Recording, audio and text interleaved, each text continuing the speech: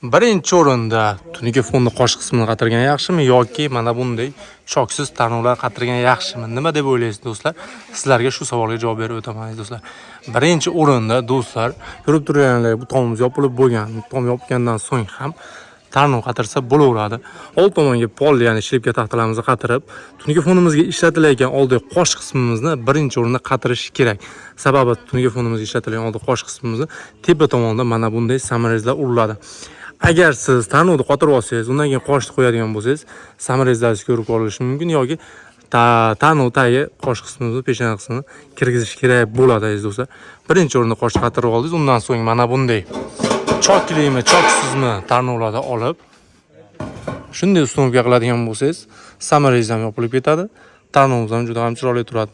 Do'stlar, eslatib o'tamiz, mana bunday choksiz tarnovlarimizni tepa tomondan kranshniklar qo'yiladi. Pastdan ko'rinishi mana shunday gulixo'y holatda kranshniklar ko'rinmaydi. Ko'rib turganlaridek yonbosh qismini ko'rsatib o'tamiz. Mana shunday suv bemalol yuraveradi. Ichkini to'lib toshib ketmaydi. Bitta uzun 22 mi, 25 mi, 30 metr mi bitta butun qo'yib qo'ysangiz, xudo xolasa, suv hech qayerdan chakkan boqmaydi, juda ham chiroyli bo'lib chiqadi. Tungi fonni ham mana shunday chiroyli qilib bir xil liniyada qatirsanglar, ishlar juda ham chiroyli chiqadi. Ko'rib turibsizlar, orqa tomonda zazorlarimiz hech qancha qolgani yo'q.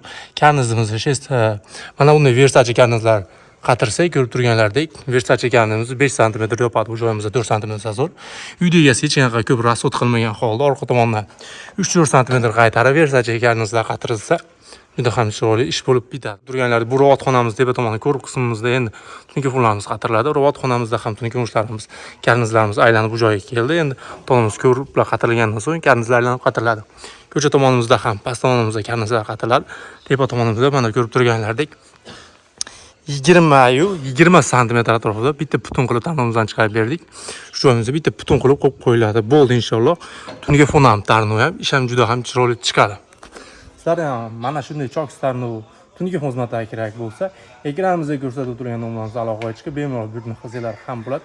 Inshaalloh keyingi xonadon sizlarga ham bo'lishi mumkin.